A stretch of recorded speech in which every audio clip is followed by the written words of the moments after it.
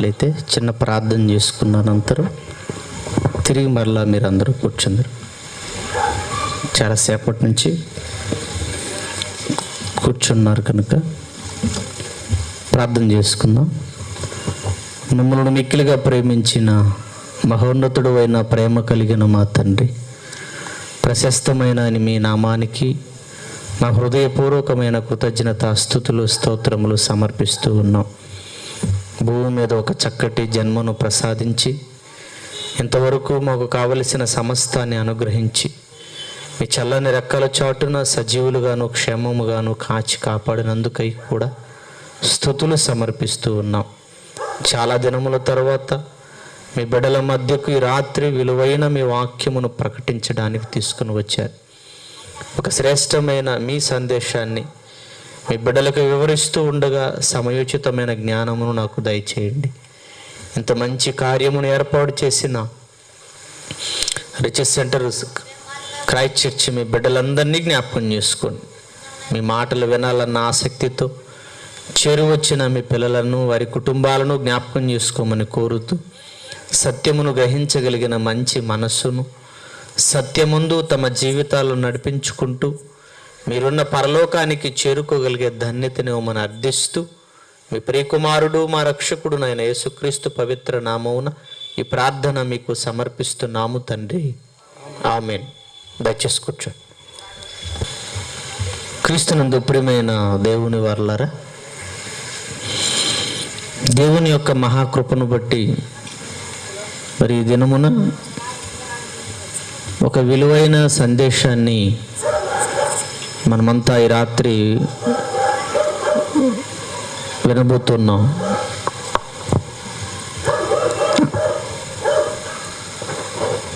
జేబీఆర్సి Christ church Nandyal వారు ఈ ఒక్క రాత్రికి ఒక చక్కటి అంశమును పాంప్లెట్లో ముద్రించారు.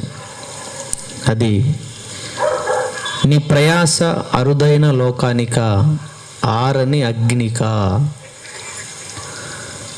అనే చక్కటి రాత్రి సువార్త సభకు నన్ను ఆహ్వానించిన జేబీఆర్సి క్రీస్తు సంఘపు వారికి, దేవుని వాక్యము వినాలన్న ఆసక్తితో అనేక ప్రాంతాల నుండి వచ్చేసిన దేవుని ప్రియులైన పిల్లలైన మీ అందరికీ ప్రభు పేరిట నా హృదయపూర్వకమైన శుభములు వందనాలు మీకు తెలియజేస్తూ ఉంటున్నాను. ప్రియమైన దేవుని పిల్లలారా, ఈరోజు భూమి మీద పుట్టిన ప్రతి మనిషి కూడా తను బ్రతుకున్న కాలంలో ఎన్నో విశేషమైన దేవుని విజ్ఞానపు సంగతులను, తమ బ్రతుకును గురించిన విలువైన సత్యాలను ఖచ్చితంగా ప్రతి మనిషి కూడా నేర్చుకోవాలి. బైబిల్ అనగానే లేదా దేవుడు అనగానే ఎవరికో కొందరికి చెందినవాడు అని, దేవుడు అనేది ఒక అభూత కల్పన అని చాలామంది ఈరోజు భావిస్తూనే ఉన్నారు. ప్రియులారా, బైబిల్ అనగా దేవుడు అనగా సర్వ సృష్టిని ఈరోజు మనకు ప్రసాదించిన వాడు అని మర్చిపోకూడదు.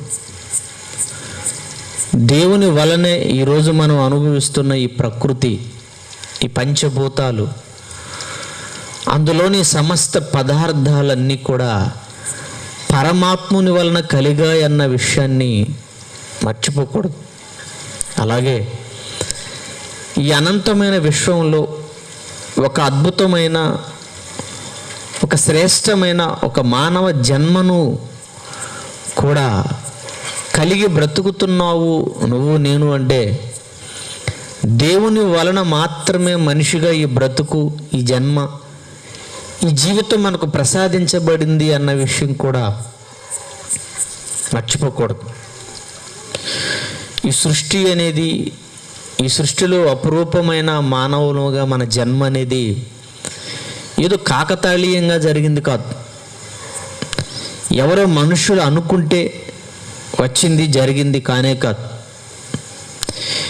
మానవుని వల్ల ఇంత సృష్టి, ఇంత అద్భుతమైనటువంటి వండర్ వరల్డ్ అంటున్నారు, అద్భుతమైన ప్రపంచం అని, అద్భుతమైన దేహం అంటున్నారు. ఇంత అద్భుతమైన ఈ ప్రపంచం, ఇంత అద్భుతమైన ఆశ్చర్యకరమైన ఈ మానవ దేహం మనిషి ఆలోచనల వల్ల, మనిషి జ్ఞానం వల్ల వచ్చింది మాత్రం కాదు.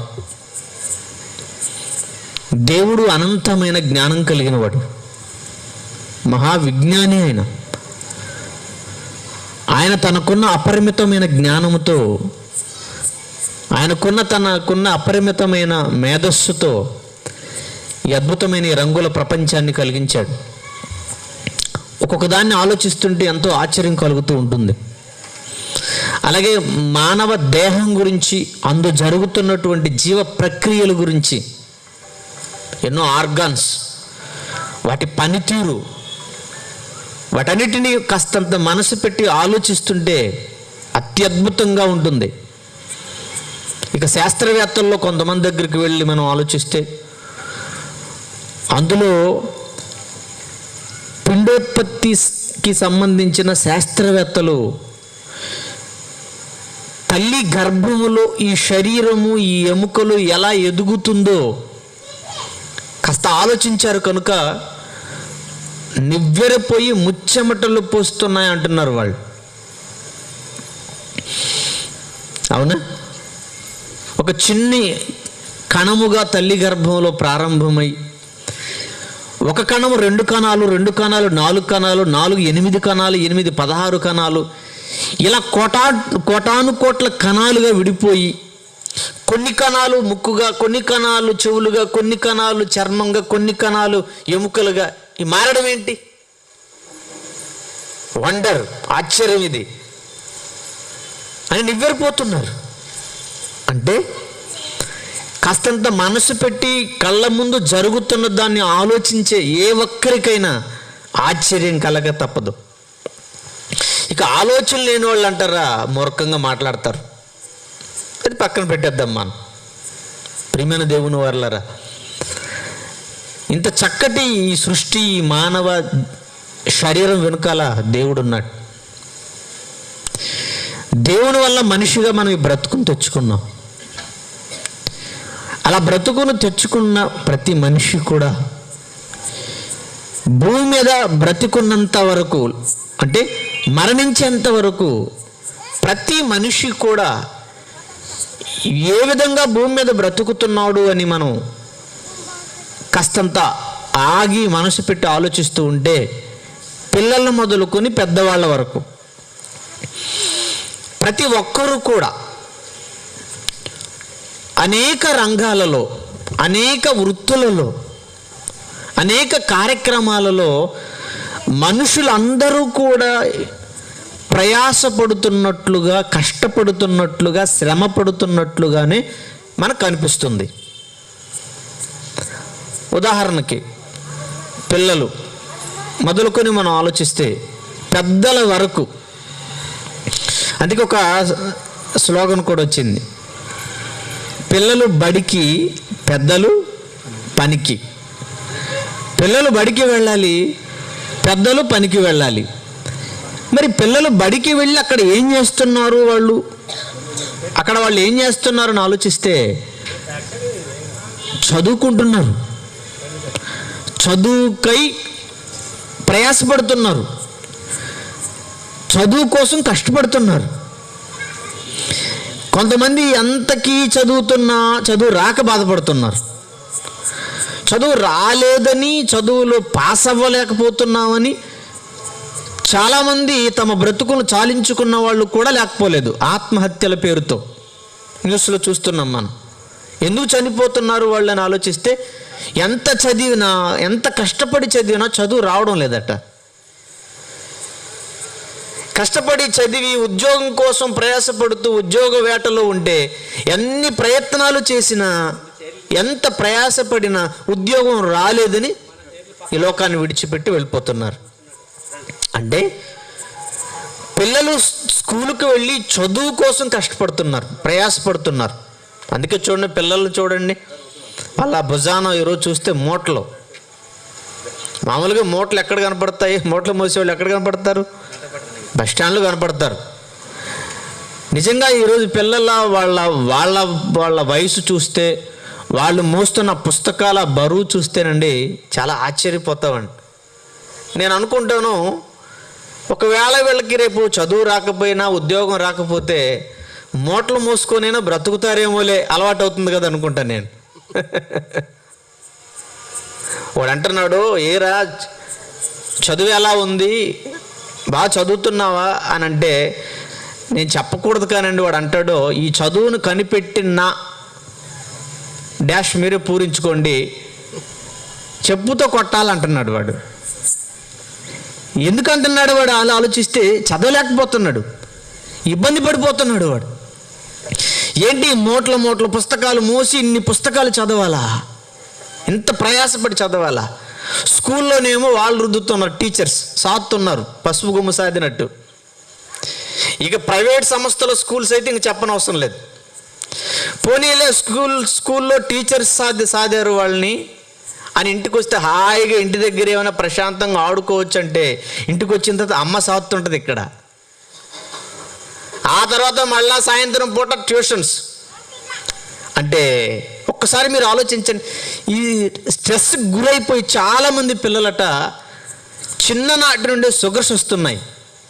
చిన్నపిల్లలకే మానసిక ఒత్తిడి వలన చాలా రోగాలు వస్తుంటాయి. అందులో షుగర్ ఒకటి, ఆ తర్వాత గ్యాస్ట్రైటిస్ ఒకటి, ఇవన్నీ వస్తుంటాయి. నెమ్మదిగా తెలుసుకునే లోపు జరగవలసిందంతా జరిగిపోతుంది. అంటే పిల్లలు చదువు కోసం ప్రయాసపడుతున్నారు, చదవాలి, ఒక ఉన్నతమైన చదువు చదవాలి, గొప్ప చదువు చదవాలి అని చదువుకోవడంలో పిల్లలు ప్రయాసపడుతున్నారు. ఇక పిల్లలకి చదువు నేర్పాలి అని టీచర్స్ వాళ్ళు చాలా కష్టపడుతూనే ఉన్నారు, వాళ్ళు చాలా ప్రయాసపడుతున్నారు. అలాగే ఫ్యాక్టరీలోకి వెళుతున్నారు పనుల కోసం. ఆ ఫ్యాక్టరీలోకి వెళ్ళిన వాళ్ళు అక్కడ వాళ్ళు ప్రయాసపడుతూనే ఉన్నారు. వ్యవసాయం చేస్తున్న వాళ్ళు ఉన్నారు, పొలానికి వెళ్తారు రైతులు. ఆ ఎండలు, ఆ పొలాలలో ఆ రైతులు వాళ్ళు అక్కడ ప్రయాసపడుతున్నారు మంచి పంటను పండించాలి అని. ఇక పిల్లలేమో స్కూల్లో కష్టపడుతున్నారు, ప్రయాసపడుతున్నారు. పెద్దవాళ్ళేమో ఆఫీసుల్లో, ఆ తర్వాత ఆటోలు నడుపుకుంటూ, ఉద్యోగాలు చూసుకుంటూ, వ్యవసాయ పనుల్లో వాళ్ళు ప్రయాసపడుతున్నారు. ఇకపోతే అమ్మ ఏమైనా ఇంట్లో ఏమైనా హాయిగా హ్యాపీగా ఏమైనా ఆ తిన్న ఆ ప్లేట్స్ వాటన్నిటినీ కనబడేసరికి ఇంట్లో ఉన్న వాళ్ళందరూ విడిచిన పాత బట్టలు చూసేసరికి అమ్మకి హ్యాపీ ఎక్కడిది? బీబీ తప్ప. ఇక్కడేమి ఇంక మొదలుకొని ఇక రాత్రి తిన తోముకోవాలి, ఆ తర్వాత మళ్ళీ మధ్యాహ్నానికి వండాలి, ఆ తర్వాత అందరి బట్టలు ఉతకాలి, ఆ తర్వాత ఇల్లంతా శుభ్రం చేయాలి. ఈమె ఇక్కడ ఒళ్ళు పులిసిపోతుంది, ఈమె ఇక్కడ ప్రయాసపడుతూనే ఉంది. అంటే చిన్నవారి మొదలుకొని పెద్దవారి వరకు, కూలివాడు మొదలుకొని కోటీశ్వరుని వరకు అనేక రంగాలలో చిన్న పెద్ద పేద ధనికన్న తారతమ్యం లేకుండా అందరూ ప్రయాసపడుతూనే ఉన్నారు అని మనకు అర్థమవుతుంది. ప్రియమైన దేవుని వర్లరా, మరి మనుషులందరూ ప్రయాసపడుతున్నారు కదా, నీ ప్రయాస లేదా ఈ మనుషులు పడుతున్న ప్రయాస అరుదైన లోకానిక, ఆరని అగ్నిక? అంటే ఈ లోకాన్ని విడిచిపెట్టిన తర్వాత, ఈ జీవితం ముగిసిపోయిన తర్వాత, మనందరి జీవితాలు ముగిసిపోతాయి. చిన్నవాడైనా, పెద్దవాడైనా, ఉన్నవాడైనా, లేనివాడైనా, కూలివాడైనా, కోటీశ్వరుడైనా, కండక్టర్ గారైనా, కలెక్టర్ గారైనా, అందరూ జీవితాలు ముగిసిపోవలసిందే ఏదో ఒక రోజు. మనం అనుకోని సమయంలో ఈ లోకాన్ని విడిచిపెట్టిన తర్వాత 2 లోకాలకు వెళ్ళాలి, నువ్వు నేను కూడా. ఆ 2 లోకాలే, ఒకటి పైనున్న లోకం, అంటే దేవుడు ఉన్న లోకం, సృష్టికర్త ఉన్న లోకం, మన పరమ తండ్రి అయిన దేవుడు ఉన్న లోకం, పైనున్న లోకం. దాన్ని అరుదైన లోకము అని అన్నాం. అక్కడికైనా వెళ్ళాలి. లేదంటే మరొక లోకం ఒకటి ఉంది, మనమున్న లోకానికి క్రిందన ఉన్న లోకము అని బైబిల్ చెప్పింది, దేవుడు చెప్పాడు బైబిల్లో. ఆరని అగ్ని అని అంటాడు ఆ లోకంలో, అక్కడికైనా వెళ్ళాలి. విడిచిపెట్టిన తర్వాత, ఈ మీటింగ్ అయిపోయిన తర్వాత నేను నా చోటికి వెళ్ళిపోతాను, మా ఊరికి, మీరు మీ ఇంటికి వెళ్ళిపోతారు. ఈ లోకాన్నే విడిచిపెట్టిన తర్వాత కాస్త ఆగి ఆలోచించండి. ఈ మాటలన్నీ మనకెందుకులే, ఈ మాటలు వింటే మనం సుఖంగా బతకలేము, శుభ్రంగా తినలేము మనం.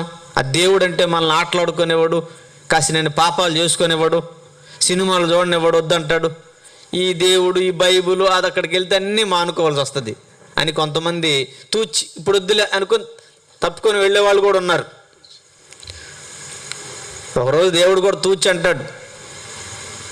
ఆలోచించండి, కాస్త ఆగి ఆలోచించాలి బ్రతికుండగానే. ప్రియమైన దేవుని పిల్లలారా, మనం ఆలోచిస్తుంటే ఇన్ని విధాలుగా, ఇన్ని చోట్ల ఇంత కష్టపడుతూ, ఇంత ప్రయాసపడుతున్నారు కదా, పిల్లలు మొదలుకొని పెద్దవాళ్ళ వరకు. మరి మనిషిగా నీ ప్రయాస, నీ పిల్లల ప్రయాస, మన చుట్టూ బ్రతుకుతున్న వాళ్ళ ప్రయాస దేని కొరకు అనేది మనం ఆలోచించాలి. చూద్దాం ఒక్కసారి బైబిల్లోని దేవుని మాటల్లోనికి వెళదాం. బైబిల్లో ఉన్న కనుక గుడ్డిగా నమ్మండి అనేది అసలు అది సరైనది కూడా కాదు. బైబిల్లో వ్రాయబడిన మాటలు ఎంతవరకు నిజాలు, ఎంతవరకు సత్యాలుగా వాస్తవంగా ఉన్నాయో లేదో కాస్తంత మీరు కూడా మనసు పెట్టి ఆలోచించండి. మా బైబిల్లో ఉంది కనుక, మా దేవుడు చెప్పాడు కనుక మీరు నమ్మండి, గుడ్డిగా నమ్మండి అని మేము ఎప్పుడు చెప్పం, ఎవరు చెప్పకూడదు కూడా. ఒకసారి బైబిల్లో వ్రాయబడిన ఈ రాత్రి మీరు వింటున్న మాటలు ఎంతవరకు అవి వాస్తవికంగా ఎంతవరకు సత్యాలుగా, నిజాలుగా కనబడుతున్నాయో మీరు కూడా ఆలోచించాలని నేను మిమ్మల్ని అందరినీ ప్రేమపూర్వకంగా కోరుకుంటున్నాను. చూద్దాం ఒక్కసారి దేవుని మాటల్లోనికి వెళ్దాం. యోబు గ్రంథం 20వ అధ్యాయం 18వ వచనాన్ని ఒక్కసారి చూడండి ప్రియులారా. యోబు గ్రంథం క్రీస్తుకు పూర్వం రాయబడిన పుస్తకం ఇది. యోబు అంటే ఒకనాడు ఊజు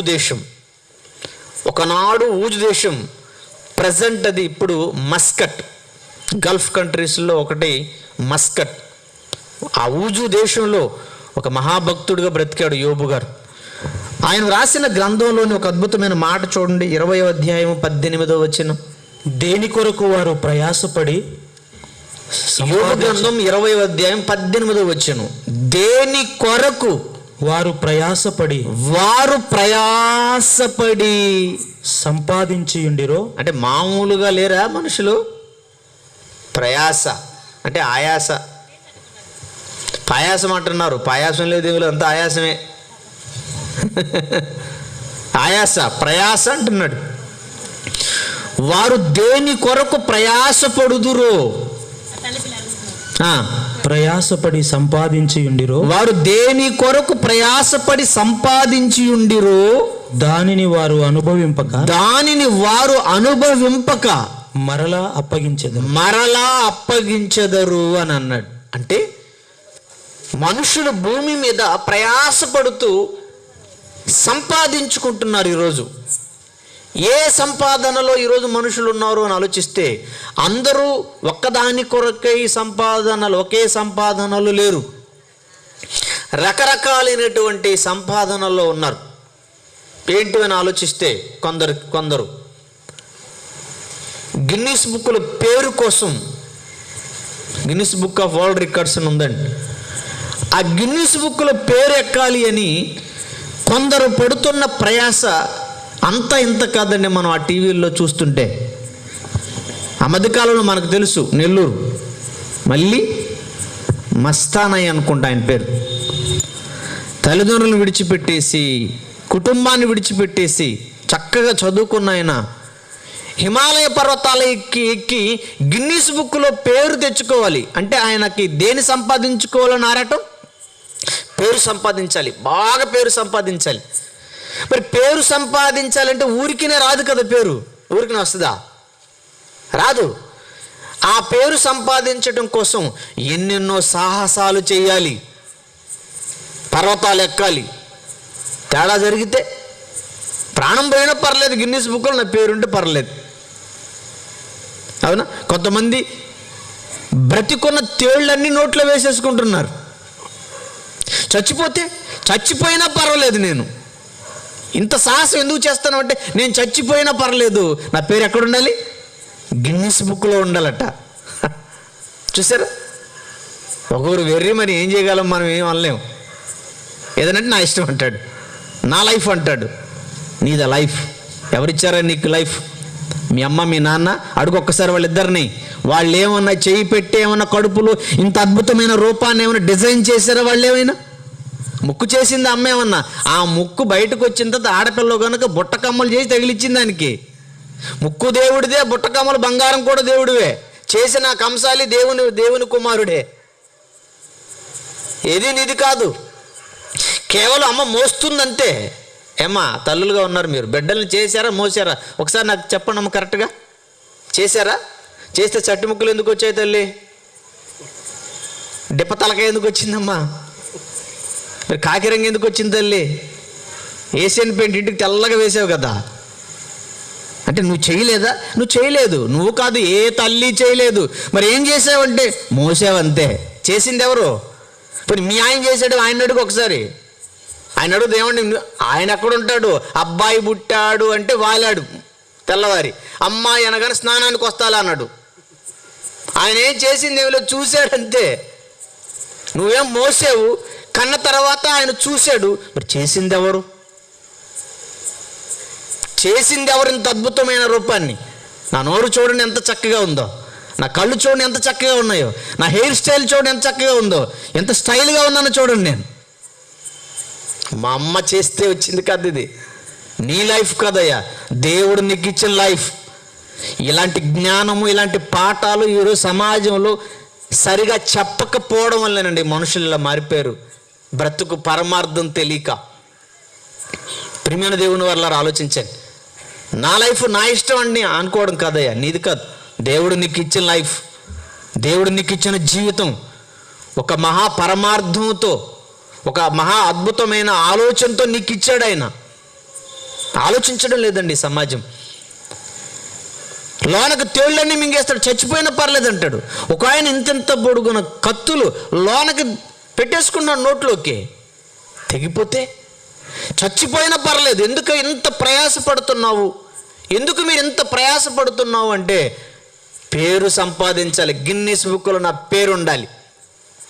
అంటే దేని కొరకు మనుషులు ప్రయాసపడుతున్నారంటే, కొందరు పేరు కోసం, అవసరమైతే పేరు కోసం చావనైనా చచ్చిపోతారు. ఎన్ని సాహసాలైనా చేస్తారు, ఒంటి కాలు మీదైనా నడుస్తారు, ఈ పర్వతం మీద నుంచి ఆ పర్వతం మీదకి. ఏమైనా జరిగి చచ్చిపోయినా పర్లేదు, వాళ్ళకి ఏం సంపాదించాలి? పేరు. మరి కొంతమంది ఉంటారండి, ధనం సంపాదించాలని ఆలోచిస్తారు, ధనం సంపాదించడానికి ప్రయాసపడుతుంటారు. వాళ్ళ లక్ష్యం ఏంటంటే బాగా డబ్బు సంపాదించాలరా అంటారు. ఎందుకు అన్నారు ఆ మాట? కొంతమంది పెద్దవాళ్ళు అంటారు కదా, ఒరే 4 రాళ్ళు వెనకేసుకోవాలన్నారు కదా. ఎవరు? మన పెద్దోళ్ళు. 4 రాళ్ళు దేనికి? సమాజ రాళ్ళు కాదు. 4 రాళ్ళు అంటే 4 డబ్బులు వెనకేసుకోవాలి కదా. 4 రాళ్ళు డబ్బుల కోసం నువ్వు ఎంత గబ్బు పని అన్నా చెయ్యి, ఏమి రావాలి? 4 డబ్బులు రావాలి, సంపాదించాలి. ఇంకా ఏంటి? రే డబ్బులు లేకపోతే, ధనం లేకపోతే ఎవరు లెక్క చేయడరా మనల్ని. అబ్బా, ఇవన్నీ వింటుంటే రెచ్చగొట్టినట్టుగా లేవు, వీడిని రెచ్చగొట్టినట్టుగా లేవు. ఈ సినిమా పాటలు, ఈ డైలాగులు ఈరోజు రెచ్చగొట్టి చాలామంది ప్రాణాలు తీయడానికి మూల కారణం అయినాయి. ప్రియాంకారెడ్డి చావడానికి కారణం, చంపేశామంటున్నాం, చచ్చిపోయింది చంపేశారంటున్నాం. వాళ్ళు అలా చంపడానికి చాలామంది కారకులండి. ఆ సినిమా పాటలు, పిచ్చి పిచ్చి పాటలు కారణమే. మరి వాళ్ళని కూడా ఉరి తీస్తే బాగానే ఉండేది. మరి నా లెక్క ప్రకారం అయితే వాళ్ళని కూడా ఉరి తీయాలి. అవును, మరి ఆ మందు అమ్మినవాడు, పర్మిషన్ ఇచ్చిన మినిస్టర్, ఇవన్నీ కారణాలే. అతని మనసు చెడిపోవడానికి, అంత నేరం చేసి వాళ్ళు చావడానికి, ఆ అమ్మాయిని చంపి అనేక మంది కుటుంబాల కళ్ళమటి నీళ్లు రప్పించడానికి చాలా కారణాలు ఉన్నాయి, చాలా కారణాలు ఉన్నాయి. డబ్బు సంపాదించాలి అని ఈరోజు అడ్డదారిన ఎదుటి వాళ్ళ ప్రాణాలు ఏమైపోయినా పర్లేదు అంతే. ఈరోజు చూడండి, విచ్చలవిడిగా మందు, విచ్చలవిడిగా మత్తు పదార్థాలు. ఏమండి ఆలోచించండి. సిగరెట్ ఏమో పెద్ద సిగరెట్ ప్యాకెట్, దాని మీద ఒక చిన్న పేరు. ఏం పేరు అది? ఏం పేరు? పొగ త్రాగరాదు. ఆ మాటలు కనబడవు మనకు ఆ ప్యాక్ మీద. అసలు తయారు చేయడం ఎందుకు నాయనా? తాగొద్దనడం ఎందుకు? మరి మద్యము సేవించి వాహనాలు నడపరాదు, మరి మద్యం ఎందుకు నాయన తయారు చేయడం అక్కడ? మరి ఇది ఎలా ఉందో చెప్పంటారా? తల్లి అంటది, గిచ్చి గిల్లెట బొజ్జ బొజ్జొజ్జు నాయన నాయన ఏడవకన్నట్టుందట. ఒక ప్రక్కనేమో గిల్లి గిచ్చి మళ్ళీ ఈ పక్కకు వచ్చి ఏడవద్దు నాయన ఏడవద్దు నాయన. అలానే ఉంది ఇవన్నీ కూడా. జ్ఞానము లేని కార్యక్రమాలు ఇవన్నీ. ఆలోచిస్తే సమాజం బాగుంటుందండి ఈరోజు. ప్రియమైన దేవుని పిల్లలారా, ధనం సంపాదించాలి, ఊరికినే రాదది. దాని కొరకు ఎంత ప్రయాసపడుతున్నారో ఒక్కసారి మీరు ఆలోచించండి. ఇంకేమంటాడు? డబ్బుంటే కొండ మీద నుంచి కోతి దిగొస్తుందట. ఎందుకు కోతి? ఎందుకు? డబ్బు లేకపోతే కోతులు దిగురావా? నీ దగ్గర డబ్బు ఉంటేనే కొండ మీద నుంచి కోసి దిగుద్దా? ఈ మాటలన్నీ మనుషుల మనస్సులు ఎలా చెరిపేసాయి చూడండి. అందుకే ధనం సంపాదించాలి, ఊరికినే రాదది. దాని కొరకు చాలా ప్రయాసపడాలి. ఆ తర్వాత పదవులు సంపాదించాలి. పదవి కోసం అవసరమైతే ఎన్నెన్నో ప్రాణాలు కూడా తీస్తున్న పరిస్థితులు మనకు తెలుసు. అధికారం సంపాదించాలి, ఊరికిన రాదది. పదవులు ఊరికిన రాదది. ఒక్కసారి మీరు ఆలోచించండి. అంటే మనుషులు ప్రయాసపడుతున్నారు, పేరు సంపాదించాలి, ధనం సంపాదించాలి, పదవులు సంపాదించాలి, ఆస్తులు సంపాదించాలి, ఐశ్వర్యాలు సంపాదించాలి అని రకరకాల సంపాదన కొరకు ఈరోజు మనుషులు పడుతున్న ప్రయాస అంతా ఇంత కాదు. సుఖంగా బ్రతకాలి, లగ్జరీగా బ్రతకాలి, సుఖ సౌఖ్యాలతో బ్రతకాలి అని ఈరోజు మనుషులందరూ కూడా ప్రయాసపడుతూనే ఉన్నారు. అందుకే ఇక్కడ జ్ఞాపకం చేస్తున్నాడు, వారు దేని కొరకు ప్రయాసపడి సంపాదించి ఉండిరో దానిని అనుభవింపక మరలా దాన్ని అప్పగించెదరు అని అన్నాడు. మనందరికీ తెలుసండి, తమిళనాడు చీఫ్ మినిస్టర్ ఎవరు? జయలలిత అమ్మ. ఇక అక్కడికి వెళ్తే అన్ని అమ్మ క్యాంటీన్లే. 5 రూపాయల కన్ను అమ్మ అమ్మ అమ్మ అమ్మ అమ్మ అమ్మ అన్నారు. కన్నమ్మను కూడా మర్చిపోయారు. చివరికి చచ్చిపోయిన తర్వాత తేలిందండి బంగారం. ఎంత బంగారం, ఎన్ని చెప్పులు, ఎన్ని చీరలు, ఎంత డబ్బు. ముందు అమ్మ అమ్మ అమ్మ అన్న వాళ్ళ తర్వాత ఏమన్నారు? ఓసిని అమ్మ అన్నారా లేదా? విన్నారా లేదా? నేనే అన్నాను ఇంతకే. ఎంత ప్రయాసపడి సంపాదించిందండి, ఎంత డబ్బా. ఒక్క ప్రాణానికే కదా, ఇంకెవరైనా ఉన్నారా? అన్ని చెప్పులా, 2 కాళ్ళే కదా ఉన్నది, అన్ని చీరలా, అంత బంగారమా? ప్రయాసపడి సంపాదించి ఉండిరు. ఎలా సంపాదించాడు? కివి చదువుకుంటారండి. ఎంత వాస్తవం చదవండి, కివి చదవండి చెప్తాను మరలా. తర్వాత మరి చదవండి. వారు సంపాదించిన ఆస్తి కొలది, వారు సంపాదించిన ఆస్తి కొలది వారికి సంతోషం ఉండదు. వారికి సంతోషం ఉండదు. వారు బీదలను ముంచి, వారు బీదలను ముంచి విడిచిపెట్టిన వారు. బీదలను ముంచి ఆ తర్వాత మునిగిపోయింది. ముంచావనుకో, ఈరోజు ఎంతో మంది ముంచుతున్నారు. చాలామంది అంటారు, వాడు నన్ను ముంచాడన్నా, అక్క నన్ను ముంచిందన్నా. ముంచావా? మునుగుతావు. ముంచావంటే మునుగుతావు. ఏదైనా అంతే కదా, ఏదేనంతే. నువ్వు చేసిందే నీ నెత్తి మీదకి వస్తుంది అన్నాడు దేవుడు బైబిల్లో. అన్ని 100 కోట్ల రూపాయలు సంపాదించింది. చిల్లిగవ్వైనా తీసుకుని వెళ్ళిందా వెంట? చెప్పాలి మీరు నాకు. చిల్లిగవ్వైనా. సద్దాం హుస్సేన్ గారు అని ఉండేవాడండి, ఇరాక్ అధినేత. ఒక సమయంలో అన్ని దేశాలను గడగడలాడించాడండి సద్దాం హుస్సేన్. ఆయన బాత్రూమ్ ఖరీదు ఎంత తెలుసా? బాత్రూమ్ 200 కోట్ల రూపాయలండి. ఏంటిది? ఇంతకు ఎవరిని గుండె ఆగిపోద్దామని చూసుకోండి జాగ్రత్తగా. మాకు కనీసం కోటి కూడా లేదంటారేమో. 200 కోట్ల రూపాయలు అంటే బాత్రూమ్ ఖరీదండి. అసలు బాత్రూమే 200 కోట్ల. ఇక హాల్ ఎంత ఉంటుంది, తన లైఫ్ ఎంత ఉంటుంది, తన జీవితం ఎంత ఉంటుంది, తన ఆస్తి ఎంత ఉంటుంది. కానీ ఏమన్నా ఒక్క రూపాయినా తీసుకుని వెళ్ళిపోయాడా? అమెరికా వాళ్ళ చేతుల్లో ఎంత దారుణంగా చచ్చిపోయాడండి. ఎలకను పట్టినట్టు ఏమండి బంకర్లో ఉన్న ఆయన్ని ఈడ్చుకొని బయటికి తీసుకుని వచ్చి ఉరి తీసి చంపేశారండి.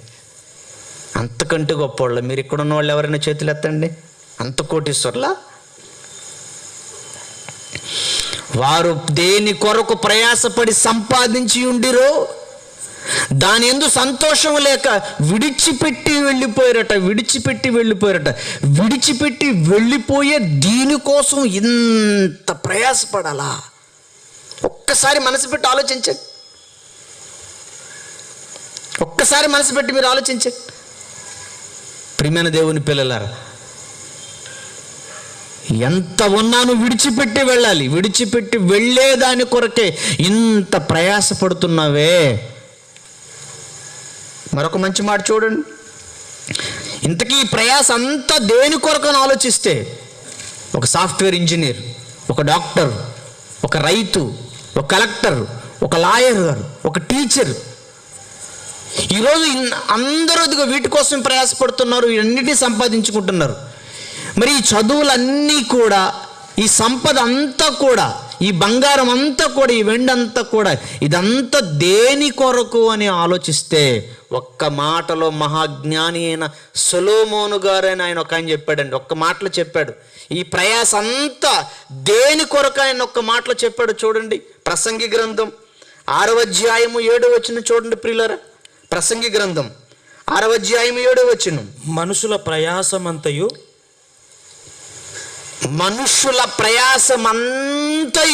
వారి నోటికే గదా. ఏంటంటే ఒక్కసారి మాట మళ్ళీ చదవండి. మనుషుల ప్రయాసం అంతా అన్నాడా, కొంత అన్నాడా? అంత. మనుషుల ప్రయాసం అంతయు వారి నోటికే గదా. దేని కొరకు అని చెప్తున్నాడు తెలుసా? జ్ఞాని అయిన సొలొమోను గారినా దారిని పోయే దానయ్య కాదీనా, అన్ని ఆల్ శాస్త్రాలను బద్దలు చేసిన వాడు, అన్నిట్లో వేలు పెట్టాడు ఈయన. చూద్దాం ఎలా ఉంటుందో అని. అది ఇది అని చెప్పడానికి లేదు. నీకు ఒక దాంట్లో 2 దాంట్లో వేలు పెట్టాను అంతే. ఎన్ని కళలు అయి ఉన్నాయో 66 కళ్ళు అంటావు, 66 కళలు వేలు పెట్టాడు ఈయన. చూద్దాం ఎలా ఉంటుందో అని, టేస్ట్ చేద్దామని అన్నిట్లో వేలు పెట్టి చూశాడు. ఎందుకంటే చక్రవర్తి క్రీస్తుకు పూర్వం సొలొమోను గారికి ఉన్నంత జ్ఞానం ఇంటర్మీడియట్ పాఠ్య పుస్తకాల్లో కూడా పెట్టారండి. ఆయన తీర్పులు, ఆయన మహాజ్ఞానం, ఆయన సంపద మామూలు పేరు కాదు ఆయనకి, మామూలు ఆస్తి కాదు ఆయనకున్నది. అంత గొప్పవాడు సొలొమోను గారు. ఐశ్వర్యం కానీ, జ్ఞానం కానీ ప్రతి దానిలో గొప్పవాడే. అన్నిటినీ అనుభవించాడు. ఆయన చెప్తున్నాడండి, మనుష్యుల ప్రయాసం అంతయు వారి నోటికే గదా. దేనికట్టమ్మా? దేనికట్ట? ఆఫీసుల్లో పనిచేసిన, పొలంలో పనిచేసిన, స్కూల్లో పనిచేసిన, చదువుకున్న, ఈ చదువు అంతా అన్నీ మొత్తం దేని కొరకు అంటున్నాడు? కోటి విద్యలు అన్నారు. ఎన్ని విద్యలు వచ్చాయట? కోటి అంటే మరి ఎప్పుడు లెక్క పెట్టారేమో తెలియదు మనకు. కోటి విద్యల్లో ఇక్కడ కూర్చున్న మనం ఏదో ఒక విద్యలో ఉన్నాం మనం, అంతే కదా? ఎన్ని విద్యలు వచ్చాయి? కోటి విద్యలు. ఈ కోటి విద్యలు దేనికి నాయన అని ప్రశ్నిస్తే దేనికట్ట కోటి విద్యలు? కోటి విద్యలు కూటి కోసమట. కూడా ఏం బాగోలేదు కదా ఇది? బాగుందా ఈ మాట? ఈ కోటి విద్యలు దేనికయ్యా?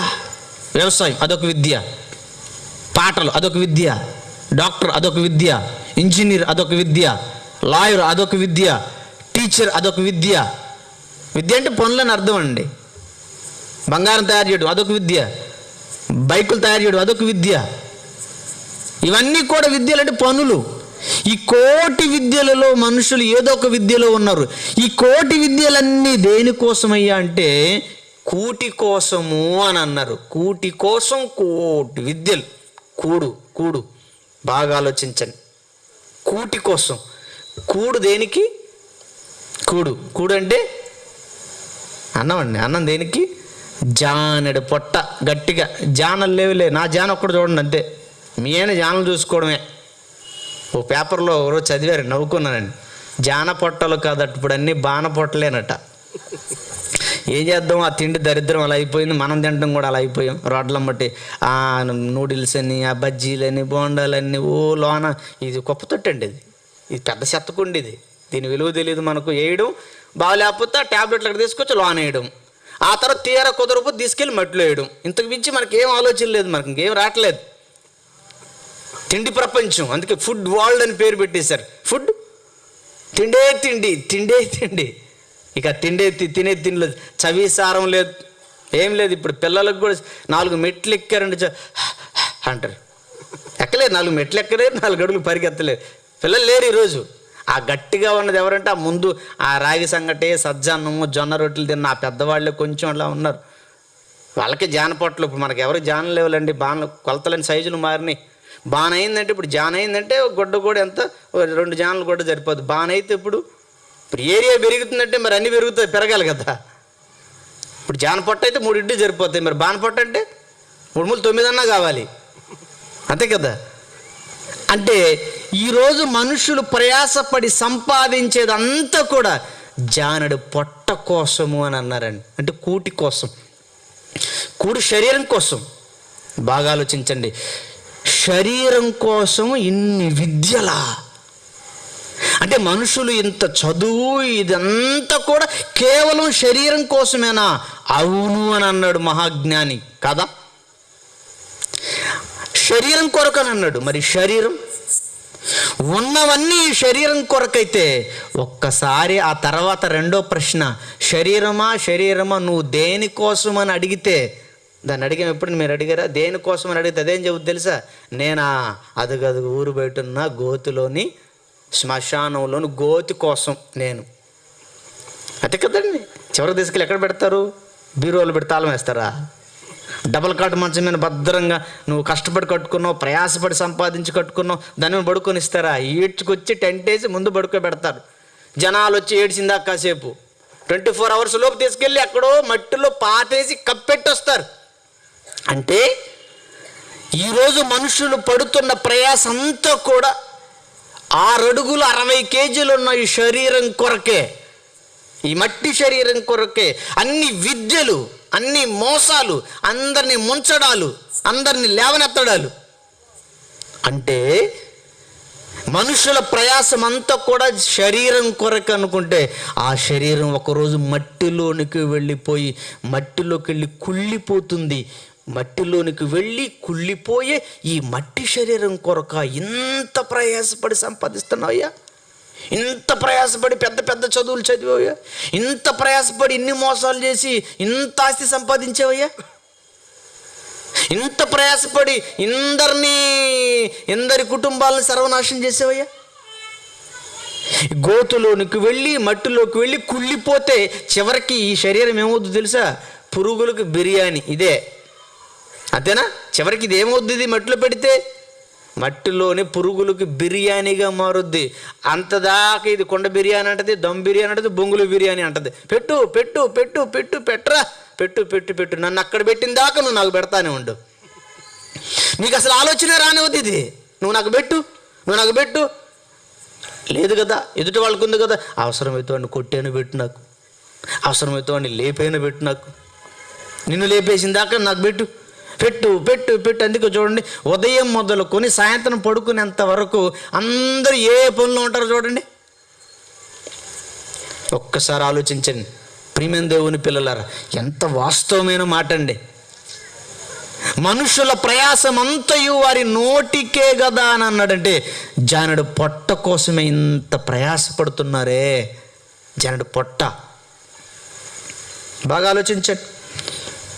శరీరం కొరకే ఆలోచిస్తే శరీరమును గురించి, ఈ శరీరమును గురించి యేసుక్రీస్తు ప్రభువారు ఏమన్నాడు ఒక్కసారి బైబిల్లో చదవండి. ఎందుకంటే దీని సంగతి తెలియాలి మనకు. ఈ శరీరం గురించి చాలా వాస్తవాలు తెలియాలి. ఇచ్చిన దేవుడే చెప్తున్నాడు దీని గురించి. ఏమన్నాడు శరీరం గురించి? 2000 సంవత్సరాల క్రితం యేసు ప్రభువారు పుట్టి ఆయన బోధలో ఏం మాట్లాడాడు చూడండి. యోహాను సువార్త 6వ అధ్యాయం 63వ వచనం.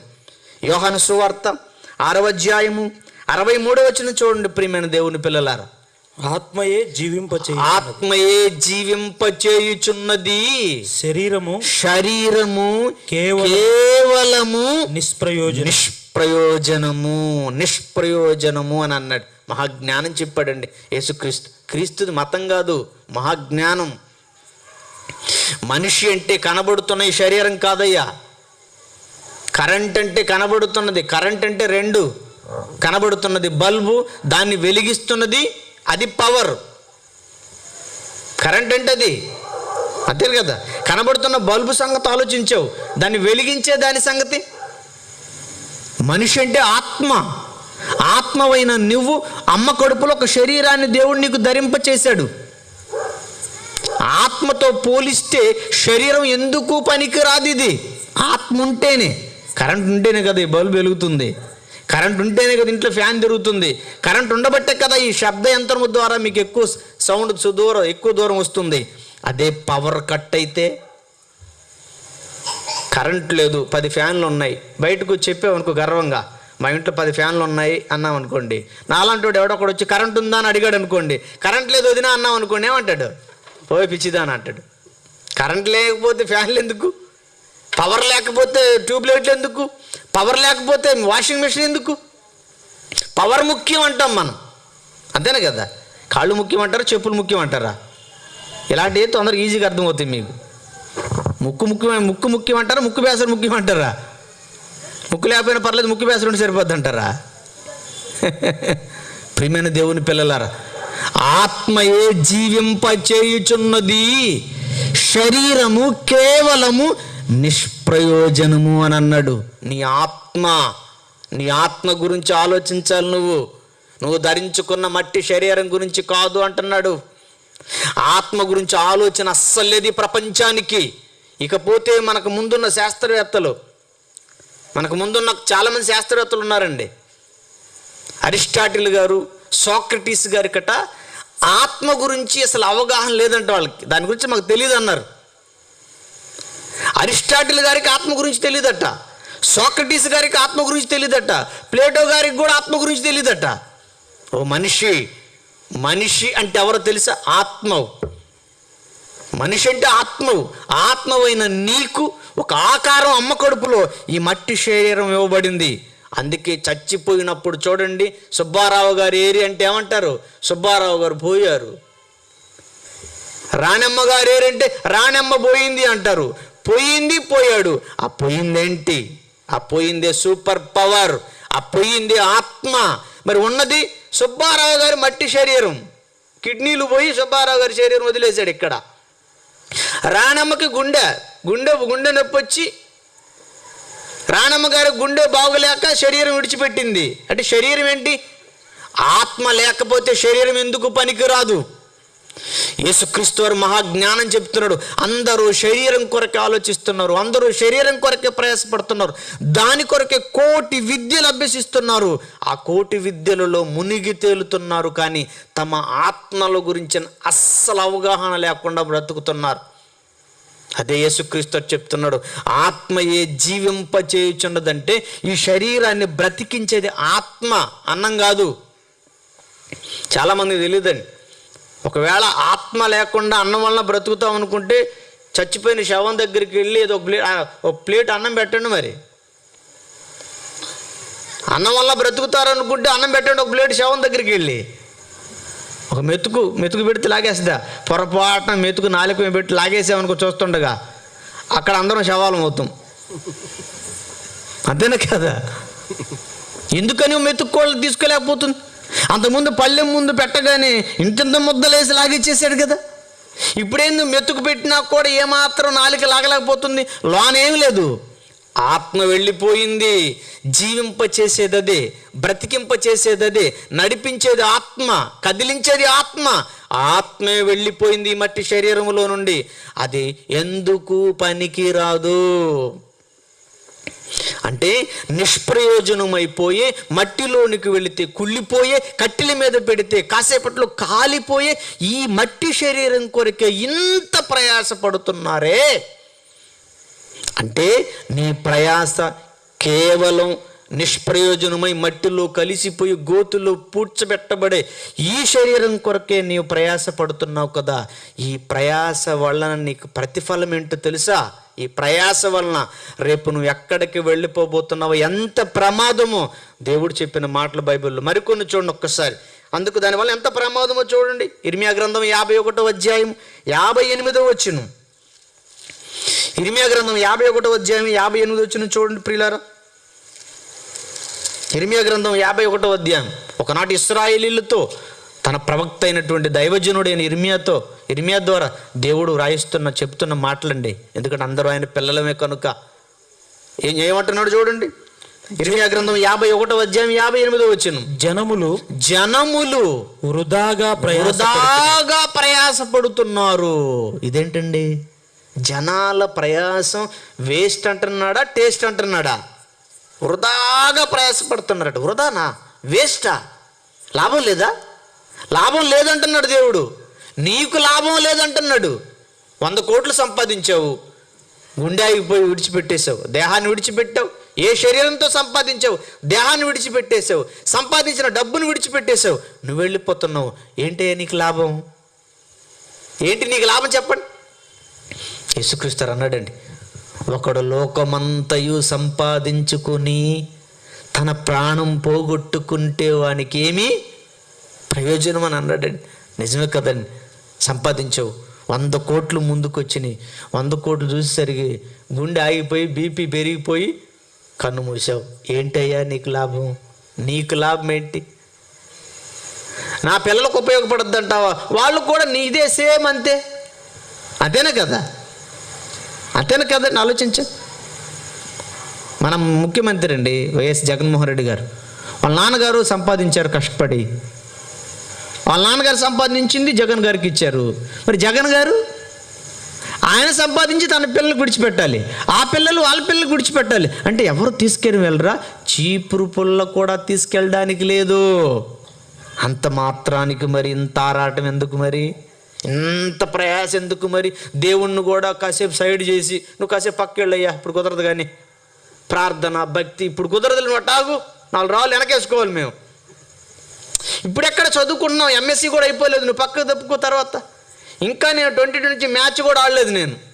ఇంకా కనీసం పెళ్ళి కూడా చేసుకోవాలి, పిల్లలు కూడా పుట్టలేదు. ఇప్పుడేం భక్తి అయ్యా, ఇప్పుడేం ప్రార్థన అయ్యా? అబ్బాయి క్రైస్తవు నరకం అంటారు, చంపుతున్నారయ్యా, భయపెడుతున్నారయ్యా. ప్రియమైన దేవుని పిల్ల, మనకి ఇప్పుడు అలా అని అనిపిస్తుంటుంది. ఏమంటున్నాడు చూడండి, జనములు వృధాగా ప్రయాసపడుతున్నారు. వేస్ట్ అంటున్నాడండి. సంపాదిస్తున్నావు, వదిలేస్తున్నావు. మరి నీ పరిస్థితి? నీకేమన్నా లాభమా? నీకేమన్నా లాభమా? జనములు వృధాగా ప్రయాసపడుతున్నారు. అగ్నిలో పడుటకై ప్రయాసపడుచున్నారు. కేవలం శరీరం కొరకే, ఈ మట్టి శరీరం కొరకే, దీని సుఖంగా, దీని సుఖ సౌఖ్యాలను ఇక్కడ దీనికి ఇవ్వడం కొరకే నువ్వు ప్రయాసపడితే ఆ ప్రయాస వ్యర్థము అంటున్నాడు. ఆ ప్రయాస వలన నీవు ఆరని అగ్నిలోనికి వెళ్ళిపోతున్నావు అంటున్నాడు. జనములు వృధాగా ప్రయాసపడుతున్నారు, అగ్నిలో పడిపోతారంటున్నాడు. అంటే కేవలం ఈ మట్టి శరీరం కొరకే నువ్వు ప్రయాసపడితే, ఈ శరీరాన్ని విడిచిపెడితే నీ ఆత్మ నువ్వు వెళ్ళిపోతావట, అగ్నిగుండానికి వెళ్తావట, శిక్షకు వెళ్తావంటున్నాడు దేవుడు. ఇది మట్టికి వెళ్ళిపోతుంది, మట్టి శరీరం మట్టికి వెళ్ళిపోతుంది. నీ ఆత్మ అరుదైన లోకానికి వెళ్ళాలి కదా, విడిచి వచ్చిన ఇంటికి వెళ్ళాలి కదా, విడిచి వచ్చిన ఇంటికి వెళ్ళిపోవాలి కదా.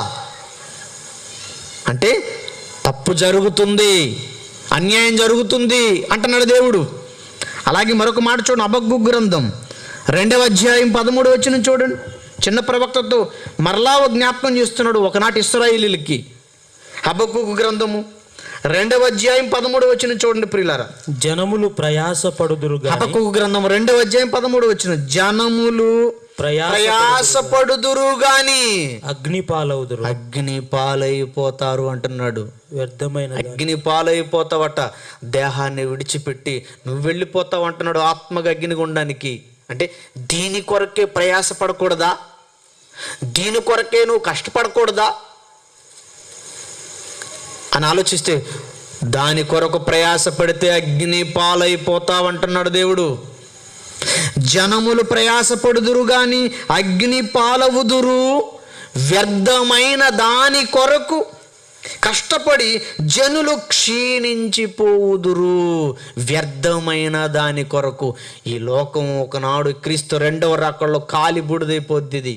నీ దేహం క్రైస్తవులైతే మట్టిలో పెడతారు, హైందవ సోదరులైతే వాళ్ళ ధర్మానుసారంగా కట్టెల మీద పెట్టి కాల్చుతారు. వాళ్ళు కాల్చి బూడిదైపోతుంది, మట్టిలో పెడితే మట్టి అయిపోతుంది. వ్యర్థమైపోయేదండి శరీరం. వ్యర్థమైపోయే ఈ శరీరం కొరకే నువ్వు ఎంత ప్రయాసపడితే మరి నీ ఆత్మ రేపు అగ్ని పాలైపోతుంది అంటున్నాడు దేవుడు. అగ్ని పాలైపోతుంది అంటున్నాడు అంటే వ్యర్థమైనదా అంటే వ్యర్థమైంది అంటున్నాడు. ప్రియమైన దేవుని పిల్లలారా, ఒకసారి ఆలోచించండి, ఏది వ్యర్థం? ఒకసారి చూడండి, ప్రసంగి గ్రంథంలో సొలొమోను గారు ఏమంటున్నాడు? ప్రసంగి గ్రంథం 2వ అధ్యాయం ఏది వ్యర్థమో చూడండి. మహాజ్ఞాని మాటలు చూడండి. ప్రసంగి గ్రంథం 2వ అధ్యాయం 11వ వచనం చూడండి. మొదటిగా ప్రసంగి గ్రంథం 2వ అధ్యాయం 11వ వచనం. అప్పుడు నేను చేసిన పనులన్నీ వాటి కొరకై నేను పడిన ప్రయాసమంతయు. ఆ పైన మీరు చదువుకుంటేనండి ఆయన అన్ని ఏమి చూడాలి. ద్రాక్ష తోటలు నాటించుకున్నాడు, చెరువులు నాటించుకున్నాడు, శృంగార వనాలు కట్టించుకున్నాడు, కోటలు కట్టించుకున్నాడు, అన్నీ సంపాదించుకున్నాడండి. అన్నిటినీ చూశాడు. ఇది లేదు, ఇది ఆయన అనుభవించలేదు అనడానికి లేదు. సొలొమోను గారు పేరు ప్రఖ్యాతలు, ధనము, ఐశ్వర్యము, కోటలు, బావులు, ద్రాక్ష తోటలు, శృంగార వనములు అన్నీ కట్టించుకున్నాడు. అన్నీ చూశాడండి. అన్నీ చూశాడు. ప్రయాసపడ్డాడు. అన్ని కట్టించడం అంటే చిన్న ప్రయాస. మనం ఏమంటాం? మనం పెళ్లి చేసి చూడు, ఇల్లు కట్టి చూడు. ఏమవుద్దట పెళ్లి చేస్తే? పెళ్లి చేసేసరికి తల్లిదండ్రులకు ఓనం అయిపోద్ది. అలాగే పెళ్ళి లేని వరకు ఉండదండి. చాలా కష్టం, చాలా ఖర్చు, చాలా ప్రయాస. ఒక పెళ్ళి చేసుకుంటేనే ఇంత ప్రయాస, ఇంత ఇబ్బంది అయితే ఆయనకు మరి ఎంతమంది భార్యలు తెలుసు కదా మనకు. ఒక్క ఆమెతో ఊరేగలాక అల్లాడుతున్నాం మనం. ఈరోజు జుట్టు పట్టుకుంటున్నాం మనం, గిజ పీక్కుంటున్నాం మనం. ఒక్క ఆమెతో అల్లాడిపోతున్నాం. ఎందుకంటే గయ్యాలు గంపేమ సూర్యకాంతం వాళ్ళ అమ్మ మనసుకు శాంతి ఉండనివ్వదు. ఒక్క ఆమెతోనే ఒక్క ఇల్లు కట్టుకునేసరికి ఒళ్ళు వనమైపోతుంది. ఎన్ని ఇళ్ళు కట్టాడండి బాబు, ఎన్ని తోటలు. ఆ చదువుకుంటే మనం చదివితేనే మనకు ఆయాసం వస్తుందండి. ఇన్ని చేశాడా? అన్నీ చేశాడు ఆయన. అన్నీ చేసి చూసి వేలు పెట్టి చూసి అందులో వేలు పెట్టాడు, ఇందులో వేలు పెట్టి. ఎందుకంటే చాలామందికి ఎలా ఉంటుంది, అందులో ఏముంటుంది, ఇందులో ఎలా ఉంటుందో, అందులో ఎలా ఉంటుంది అని అందరికీ అదొక ఆశ అండి. ఏం ఉండదు. పెద్ద ఆయన చెప్తున్నాడు చూడండి, అనుభవజ్ఞాని. చివరికి ఏమంటున్నాడు చూడండి. అప్పుడు నేను చేసిన పనులన్నీ వాటి కొరకై నేను పడిన ప్రయాసం అంతయు నేను నిదానించి వివేచింపగా అవన్నీ వ్యర్థమైనవి గాను. ఎప్పుడు తెలిసిందట వ్యర్థమైనవని? బాగా ఆలోచించండి అమ్మా. ఎప్పుడు తెలిసిందట ఈయనకి వ్యర్థమైనవని? చేసిన పనులన్నిటినీ నిదానించి, చదవండి అమ్మాట చదవండి. నిదానించి వివేచింపగా అంటే ఆలోచింపగా అవన్నీ వ్యర్థమైనవిగాను, ఒకడు గాలికై ప్రయాసపడినట్టుగాను ఆగుపడెను. అవన్నీ ప్రయాసపడి సంపాదించాడు, కట్టించేశాడు, కొనేసేసాడు. అన్నిటిని చూసిన తర్వాత ఆయన ఏమన్నాడు తెలుసా? నిదానించి ఆలోచిస్తే చివరికి ఆయనకు వచ్చిన రిజల్ట్ ఏంటి?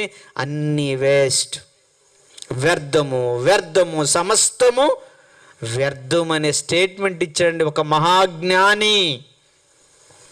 అన్నిటిని అనుభవించిన ఒక మహాజ్ఞాని చెప్తున్నాడు. ద్రాక్ష తోటలో ఏమి లేదయ్యా, ఇళ్ళు ఏమి లేదయ్యా, బంగారం ఏమి లేదయ్యా, అన్నిటిని మనం విడిచిపెట్టేస్తాం. వీటన్నిటి కోసం ప్రాకులాడి ప్రయాసపడేటట్లు మన నిద్ర మరేయకుండా చేసిన ఈ శరీరాన్ని కూడా విడిచిపెట్టేస్తాం మనం. చివరికి ఆలోచిస్తే, నిదానించి చూస్తే అది వ్యర్థంగా కనబడిందట. తన ప్రయాస అంతా వేస్ట్ అని అన్నాడు ఆయన. ఆయనేమో అన్నీ వేస్ట్ అంటుంటే మనమేమంటున్నాం? తెలీదు అని పిచ్చోడు ఎంత టేస్టో. పొలాలు ఎంత టేస్టు, బంగారం ఎంత టేస్టే. ఒక్కసారి ఆటోలో వెళ్ళు. మరి ఇప్పుడు ఏమీ లేకపోతే చేతులు ఇలా హాయిగా సీటు మీద పెట్టి పడుకోవచ్చు.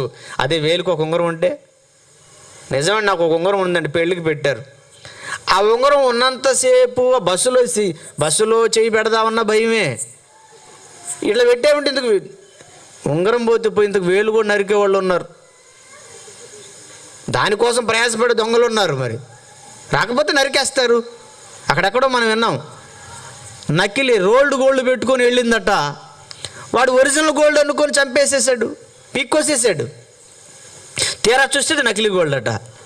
ఆ ఉంగరం ఉన్నంతసేపు నాకు ధైర్యం ఆడలేదండి. ఇది అసలు చేతికి ఉండకూడదని తీసి బ్యాంకులో పెట్టేశాను. ఒక మీటింగ్కి అవసరమైతే ఎంత ప్రశాంతంగా బార్ చాపుతున్నాను. ఏముంది, ఏం లేదుగా. ఒక్కసారి మీరు ఆలోచించండి. ఏమి లేకపోతే ధైర్యంగానే ఉంటామండి. ఒక 10,000 జోబులు పెట్టుకొని వెళ్ళు, బెత్తర చూపులు చూస్తుంటాం. ఆటో వాడిని నమ్మలేము, అమ్మాయిని నమ్మలేము. ఎందుకు లేడీకి ఎలాడీళ్ళు, ఆడపిల్ల కూడా లేడీకి ఎలాడీళ్ళు, ఎవరిని నమ్మలేము. గుండె పడిపోద్దని ఉండదు మనకు. 10,000 పోతాయేమో, లోన గుండె పోయినా పర్లేదు. టెన్షన్ అనుభవించుంటారు. మళ్ళీ నవ్వుతున్నారు మీరు, మళ్ళీ అమాయకంగా ఉన్నారు. అనుభవిస్తూనే ఉంటున్నాం మనం. మనకి ఈరోజు అన్ని టేస్ట్గానే కనబడుతున్నాయి. లోకం ఎంత టేస్ట్గా ఉందో, పాపం ఇంకెంత టేస్ట్గా ఉందో, మోసం ఇంకెంత టేస్ట్గా ఉందో, కొంతమందికి అబద్ధాలు ఎంత టేస్ట్గా ఉంటాయో, కొంతమందికి మాయ మాటలు ఇంకెంత టేస్ట్గా ఉంటాయో. ఈ లోకపు టేస్ట్కు మరిగారు మనుషులు. ఈ లోకంలో ఉన్న వాటన్నిటినీ అన్ని దగ్గర తీసుకొని వచ్చి అన్నిటిని అనుభవించిన తర్వాత మహాజ్ఞాని అయిన సొలొమోను గారు చెప్తున్నారండి, అన్నీ వేస్ట్ అయ్యా, ఎందులో ఏమీ లేదు అని అన్నాడు. అలాగే 20 వచనం చూడండి, 20-21 వచనం కూడా చదవండి. అదే ప్రసంగి గ్రంథం 2వ అధ్యాయం 20-21 వచనం కూడా. కావున సూర్యుని క్రింద నేను పడిన ప్రయాస అంతయు. ఏమండి, సొలొమోను గారు పడినంత ప్రయాస ప్రపంచంలో ఏ మనిషి కూడా పడలేదండి. ఎందుకంటే ఆయన చేసిన పనులు, ఆయన కావాలనుకున్నవన్నీ తెప్పించేసుకున్నాడండి. ఎందుకంటే ఆయనకు అధికారం ఉంది, ధనం ఉంది, జ్ఞానం ఉంది. బట్ అన్నిటి వల్ల అన్నిటినీ తెచ్చేసుకున్నాడు. అన్నిటినీ చూశాడండి, అన్నిటినీ చూశాడు. చూసిన తర్వాత రిజల్ట్ చెప్తున్నాడండి. రాబోయే తరాలకి వాస్తవాలు చెప్పి కళ్ళు తెరిపించాలి అని. చదువు ఇప్పుడు. కావున సూర్యుని క్రింద పడిన ప్రయాస అంతయు విషయమై నేను ఆశ విడిచిన వాడనైతే అన్నాడంటే ఈ ప్రయాస అంతా కూడా వేస్ట్, ఇదంతా వేస్టే అని అన్నాడు. అంటే ఎందుకన్నాడు తెలిసి ఈ మాట? తను పడిన ప్రయాస అంతా కూడా కేవలం తన మట్టి శరీరం కొరకే పడ్డాడు. కానీ ఆ శరీరం మట్టికి వెళ్ళిపోతుందన్న నిజం తెలుసుకున్నాడండి. నా శరీరం మట్టికి వెళ్ళిపోతుంది, నేను సంపాదించిందంతా కూడా విడిచిపెడుతున్నాను, మరి నా ఆత్మ పరిస్థితి ఏంటి? విడిచి వచ్చిన నేను పరలోకానికి వెళ్ళాలి కదా నేను ఆత్మగా. అప్పుడు అర్థమైపోయిందండి మహానుభావుడికి. అంటే భూమి మీద కేవలం ఈ శరీరం కొరకు మాత్రమే మనం ప్రయాసపడితే ఆ ప్రయాస నిన్ను ఆరని అగ్నిగుండానికి తీసుకుని వెళ్ళిపోతుంది. ఒక్కసారి ఆలోచించండి, నీ ప్రయాస ఆరని అగ్నికా, అక్కడికి వెళ్ళడానికా ఇంత ప్రయాసపడుతున్నావు నువ్వు? లేదు, వద్దు. అయితే వద్దు అనుకుంటే, అరుదైన లోకానికి వెళ్ళాలనుకుంటే, మరి అక్కడికి వెళ్ళాలంటే నువ్వు ఎవరి కొరకు, దేని కొరకు ప్రయాసపడాలో దేవుడు బైబిల్లో చెప్పాడు. ఒక్కసారి చూడండి యేసుక్రీస్తు మాటలు. మత్తయి సువార్త 11వ అధ్యాయం 28వ వచనంలో ఏమన్నాడు చూడండి. ఆయన ఈ లోకానికి వచ్చినప్పుడు ఒక మాట ప్రజలందరికీ చెప్పాడండి మహానుభావుడు. ఏం మాట్లాడుతున్నాడు చూడండి అక్కడ. మత్తయి సువార్త 11వ అధ్యాయం 28వ వచనం. కొద్ది నిమిషాలు ముగిస్తాను.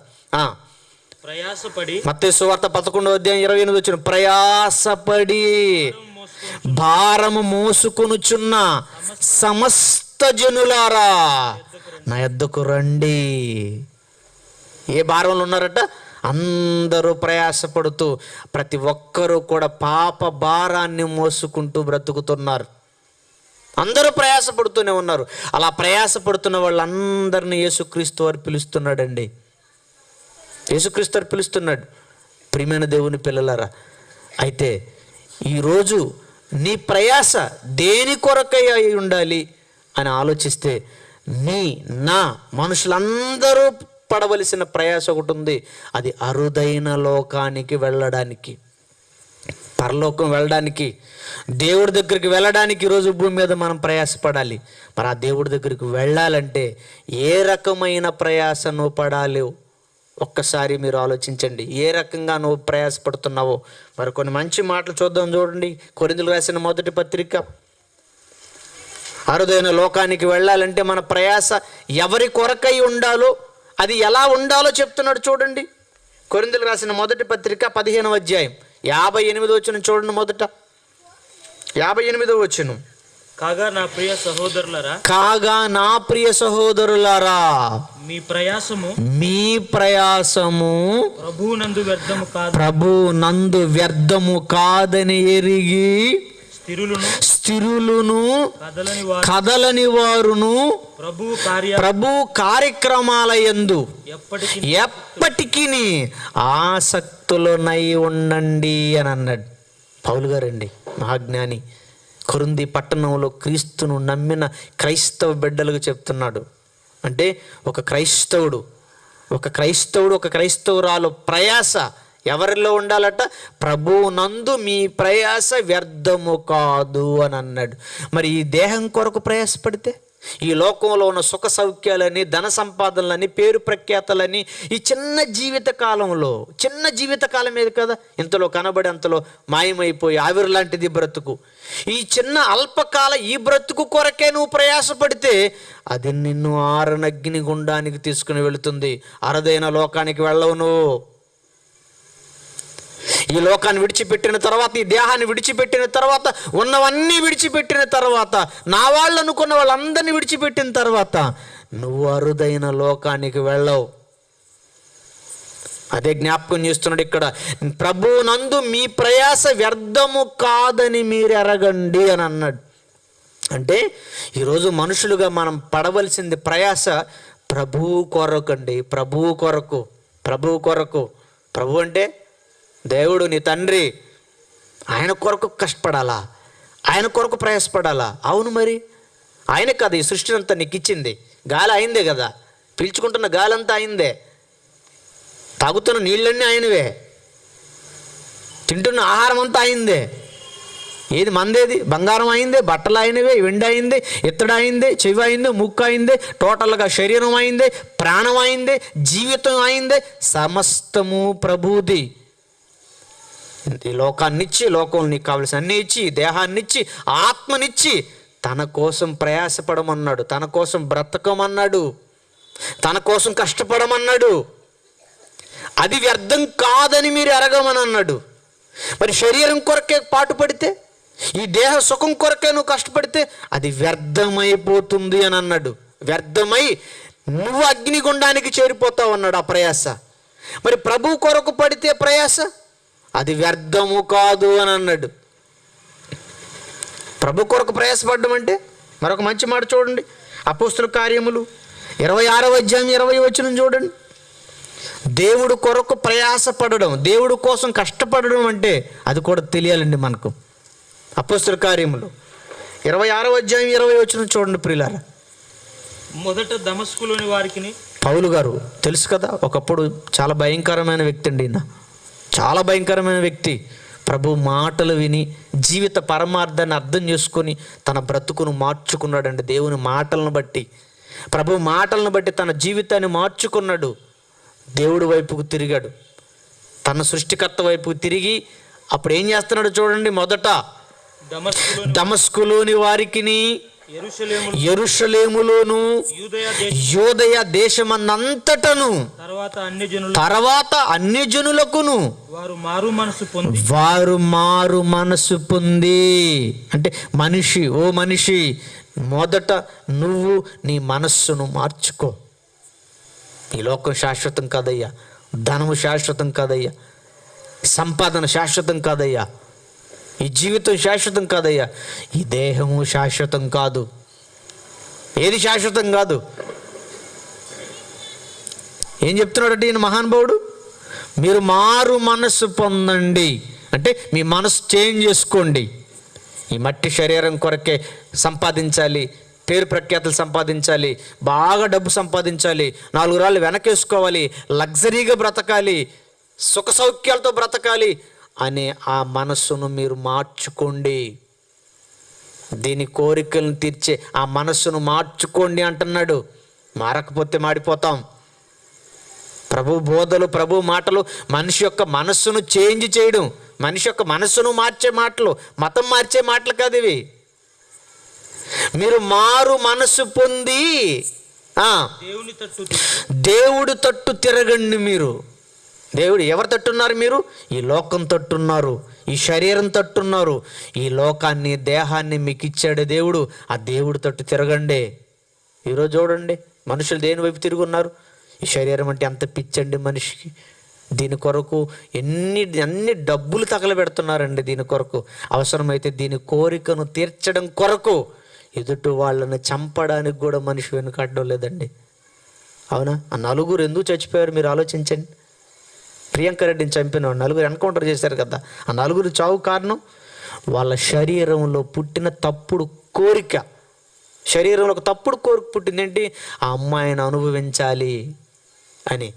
శరీరంలో పుట్టిన తప్పుడు కోరికను, శరీరపు కోరికను తీర్చడానికి మనస్సును చంపుకొని తాగి బంగారం లాంటి అమ్మాయిని చంపేశారు. అంటే శరీరం కోరికలను తీర్చుకోవడానికి వెళ్ళే కదా వాళ్ళ శరీరాలు కూడా కుప్పకూలిపోయాయి. శరీరాలు అయితేనేమో శ్మశానంలో ఉన్నాయి, మరి వాళ్ళ ఆత్మలు, ఆ 4 ఆత్మలు అరుదైన లోకానికి వెళ్ళిపోయి ఉంటారా చేసిన ఈ పుణ్య కార్యక్రమాన్ని బట్టి? ఒక్కసారి ఆలోచించండి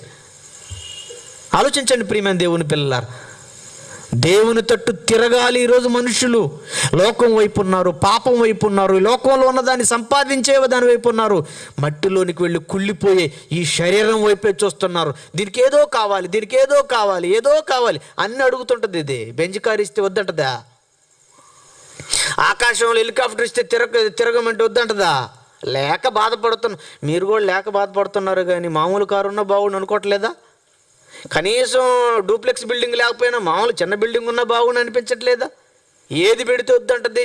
పెద్దలు అన్నారులేండి ఒక మాట, ఇంటికి ఒంటికి ఎంత పెట్టినా వద్దు అని అన్నదట. 1000 ఉంగరం పెట్టామనుకో, 1000కి ఎడం చేయి 1000 ఊరుకుంటుంది, ఏయ్ నేనేం తక్కువ అంటది. ఒక కాలికి చెప్పేసి ఇంకొక కాలికి చెప్పేయకుండా తిరగండి, ఏమంటుంది ఎడంకాలు, ఏయ్ నేనేం తక్కువ, వేస్తాను ఈ కాలికి కూడా, లేదంటే ఆ కాలి తీసేయి. మెళ్ళ ఒక దండ ఉందని, మెడకాయ ఉందని ఆనందపడేవాళ్ళు లేరమ్మా. ఈరోజు ఒక దండ ఉందనుకోండి, ఎంత బోరుగా బాధగా ఉంటుంది.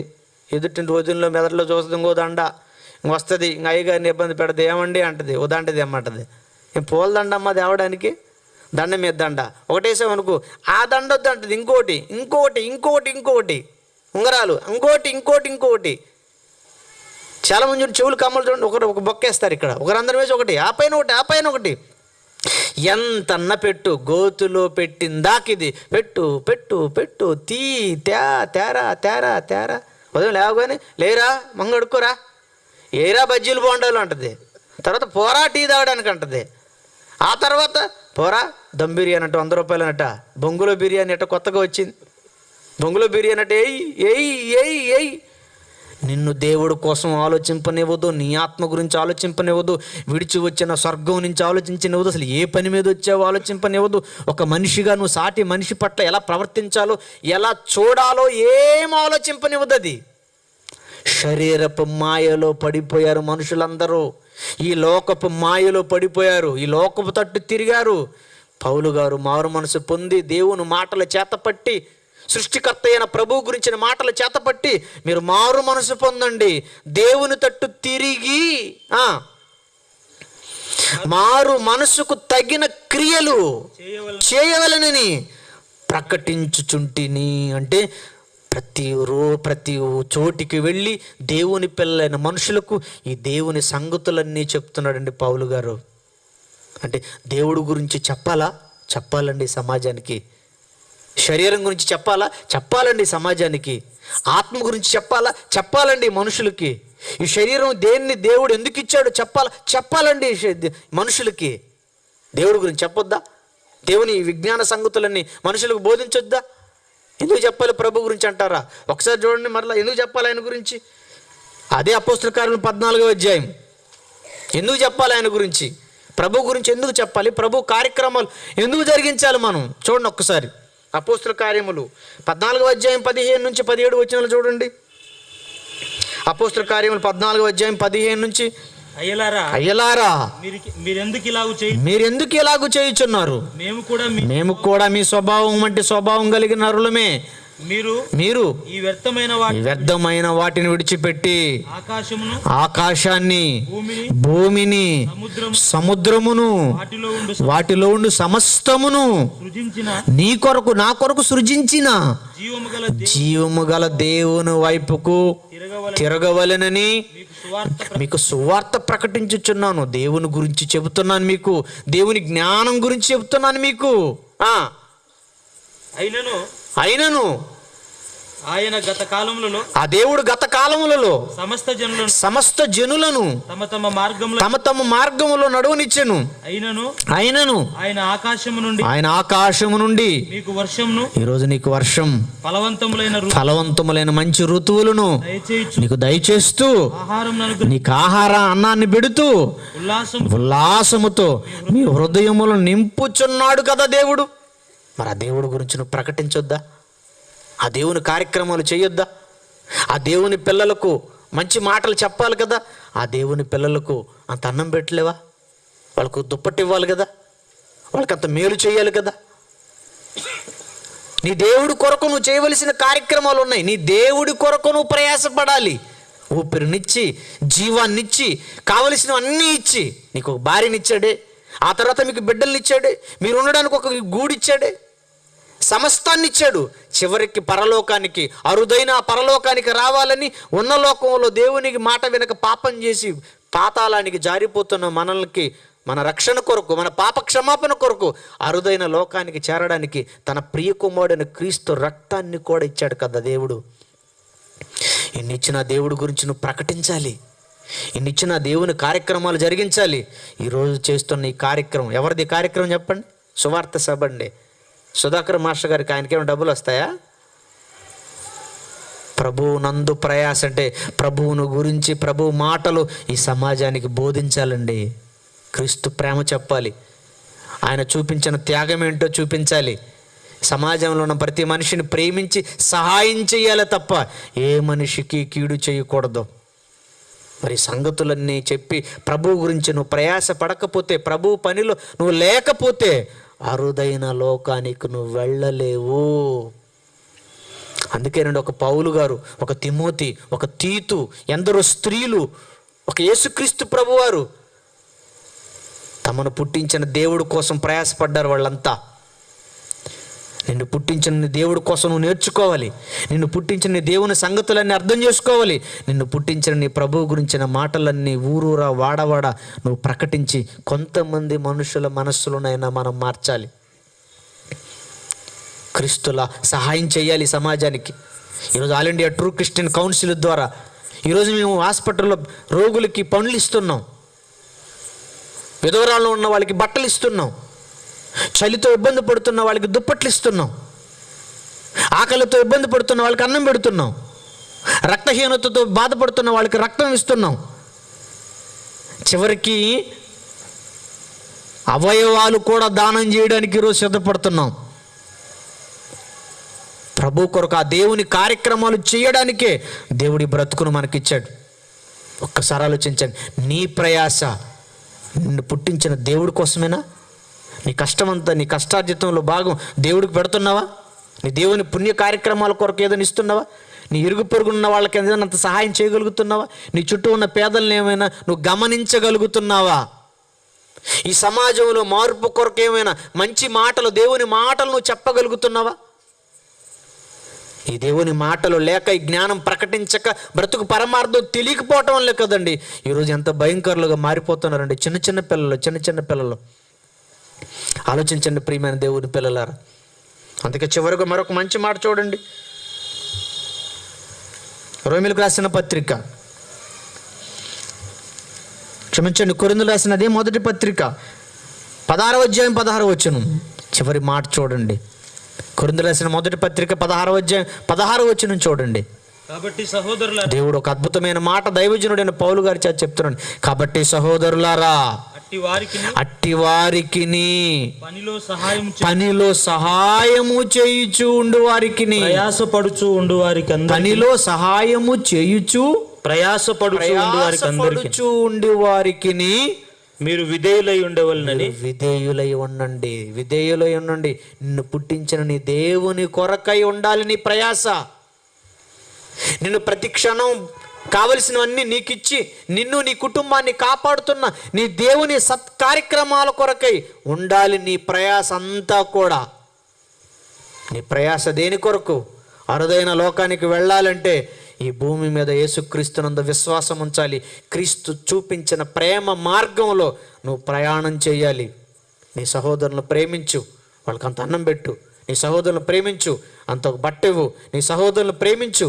ఈ మాటలు చెప్పి కొంతమంది మనుషుల మనసులను మార్చి వాళ్ళని అరుదైన లోకానికి దేవుని కోసం ప్రయాసపడే వ్యక్తులుగా, తండ్రి కోసం పనిచేసే వాళ్ళుగా ఈ మనుషులను మార్చాలి. వెళ్ళాలి మనం మన అరుదైన లోకానికి, మన తండ్రి లోక పట్టణానికి. ఇప్పుడు ఆలోచించండి ప్రియమైన దేవుని పిల్లలారా, నీ ప్రయాస అరుదైన లోకానికేనా?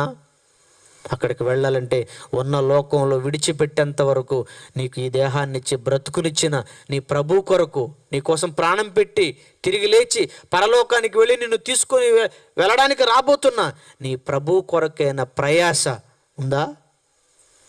నీ ప్రభు కోసం, నీ దేవుడి కోసం కష్టపడుతున్నావా? నీ దేవుడి కోసం చదువుతున్నావా? నీ దేవుడి కోసం ప్రకటిస్తున్నావా? నీ దేవుని జ్ఞానాన్ని సమాజానికి అందిస్తున్నావా? అందించే పనిలో నీ కష్టార్జితాన్ని ఏమైనా దేవుడికి ఏమైనా పెట్టగలుగుతున్నావా? దీనికి పెడితే ఇది మట్టిలోనికి వెళుతుంది, దేహాన్ని ఇచ్చిన దేవుడికి పెడితే నీ ఆత్మ పరలోకానికి వెళుతుంది. అదేనండి యేసుక్రీస్తు వారు చేసింది, అదే అపోస్తులు చేసింది, అదే శిష్యులు చేసింది, అదే ఎంతోమంది స్త్రీలు కూడా చేసింది. సువార్త పనిలో నాతో కూడా ప్రయాసపడిన వారు స్త్రీలు, అందుకే వాళ్ళ పేర్లు జీవగ్రంథంలో రాయమని అన్నాడు పౌలు గారు. ఆలోచించండి ప్రియమైన దేవుని పిల్లలారా, నీ ప్రయాస అరుదైన లోకానిక, స్వర్గానికి పరలోకానికి సిద్ధపడుతున్నావు? అక్కడికి వెళ్ళాలంటే ఇక్కడ నీ దేవుని కార్యక్రమాలన్నీ నువ్వు చేయాలి. ఇక్కడ ఆయన ఏం చెప్పాడు అది చెయ్యాలి. ఆయన ఎలా బ్రతకమన్నాడో అలా బ్రతకాలి. ఆయన ఎలా తోటి వాళ్ళని ఎలా ప్రేమించమన్నాడో అలా నువ్వు ప్రేమించి భూమి మీద ఆ ప్రభు కార్యక్రమాలలో నువ్వు ప్రయాసపడిన రోజునే ఈ లోకాన్ని విడిచిపెట్టిన తర్వాత దేవుడు తనున్న స్వర్గలోకాన్ని నీకు ఇస్తాడు. నీ ప్రయాస దేవుని కొరకు కాక, నిన్ను పుట్టించిన నీ తండ్రి కొరకు కాక, నీ కోసం ప్రాణం పెట్టి తిరిగి లేచిన యేసు ప్రభు కొరకు కాక, కేవలం ఈ దేహం కొరకైతే, ఈ లోకం కొరకైతే నీ ప్రయాస ఆరని అగ్నికి నీ ఆత్మను ఈడ్చుకొని వెళ్ళిపోతుంది శిక్షకు. ఆలోచించండి ఒక్కసారి. నీ ప్రయాస అరుదైన లోకానికేనా, లేదా నీ ప్రయాస ఆరని అగ్నికా? ఆలోచించండి, మంచి నిర్ణయం తీసుకోండి. ఈ చిన్న బ్రతుకు కాలంలో బ్రతుకునిచ్చిన దేవుడి కోసం, బ్రతుకునిచ్చిన ప్రభు కోసం ప్రయాసపడదాం, కష్టపడదాం, పనిచేద్దాం. మన కష్టార్జితాన్ని దాచి ఇలాంటి చక్కటి మంచి మాటలు వినిపించే ఈ కార్యక్రమాల కోసం మనం పెడితే రేపు తిరిగి దేవుడు తనున్న పరలోకాన్ని ప్రతిఫలంగా దేవుడు మనకి ఇవ్వబోతున్నాడు. కనుక ప్రియమైన దేవుని పిల్లలారా, ఈ జ్ఞానం లేక, ఈ సంగతులు తెలియక చాలామంది తమ ప్రయాస వ్యర్థమైన దానికోసం ప్రయాసపడుతూ ఆరని అగ్నిగుండాలకి ఎందరో జీవితాలు వెళ్ళిపోయాయి. మన కళ్ళ ముందు ఎందరో వెళ్ళిపోవడానికి సిద్ధపడుతున్నారు. వద్దు, మనం విడిచి వచ్చిన మన పరలోక పట్టణానికి, అరుదైన ఆ మహాలోకానికి, దేవుడున్న స్వర్గానికి మనం కష్టపడాలి, ప్రయాసపడాలి. ఈ లోకాన్ని విడిచిపెట్టిన తర్వాత ప్రభువుతో పాటు పరలోకానికి వెళ్ళి నిత్యము తండ్రితో పాటు యుగయుగములు దేవుడితో మనం హాయిగా ఉండాలి. ఇదండి నీ ప్రయాస. ఓ మనిషి, నీ ప్రయాస అరుదైన లోకానిక, ఆరని అగ్నిక? ఆలోచించండి. అరుదైన లోకం కోసం మనసు మార్చుకోండి. నీ ప్రభు కోసం ప్రభువులా కష్టపడండి.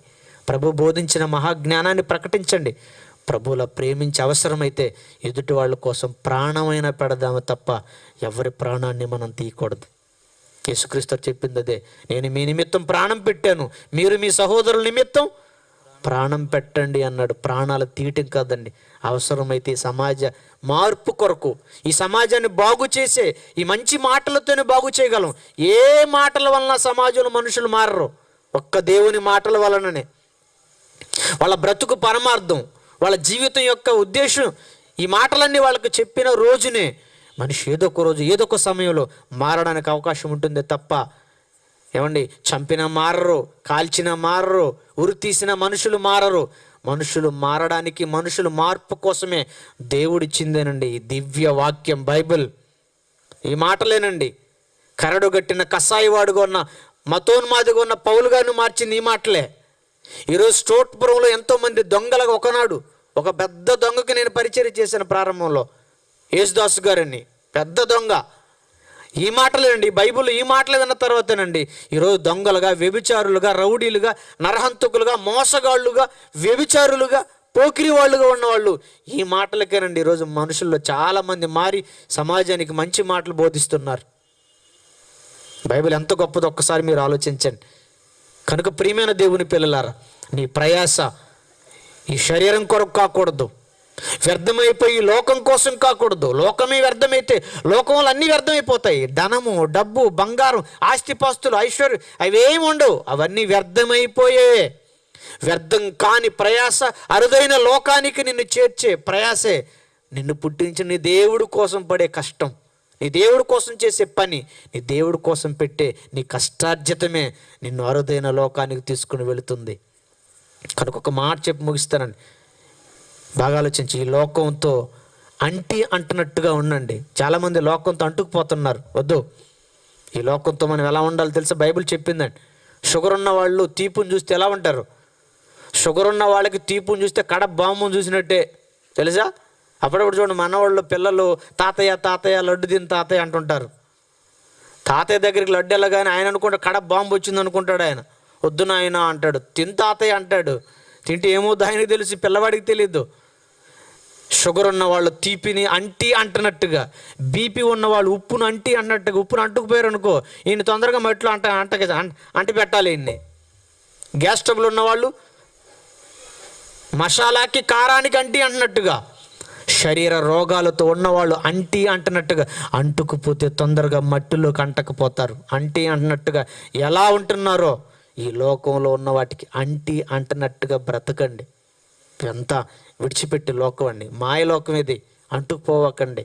ఈ పొలాలు, ఈ ధనము, ఈ పేర్లు, ఈ ప్రఖ్యాతలు, ఈ ఐశ్వర్యాలు, ఈ సుఖభోగాలు ఇవన్నీ మనతో శాశ్వతం కాదు. అంటున్నట్టుగా ఉండి అరుదైన లోకానికి వెళ్ళిపోతారా? ఈ లోకానికి అంటుకుపోయి ఆరని అగ్నికి మీ ఆత్మలను ఆహుతి చేసుకుంటారో మీరే ఒక మంచి నిర్ణయం తీసుకోండి. నీ ప్రయాస అరుదైన లోకానిక, ఆరని అగ్నిక? కళ్ళు మూసుకొని ప్రార్థన చేసుకుందాం. మహోన్నతుడు అయిన మా కన్న తండ్రి, ఎన్ని అమూల్యమైన మాటలు మా కొరకు రాయించారయ్యా. దేవుడు అయితే మీరు మాకు తండ్రి.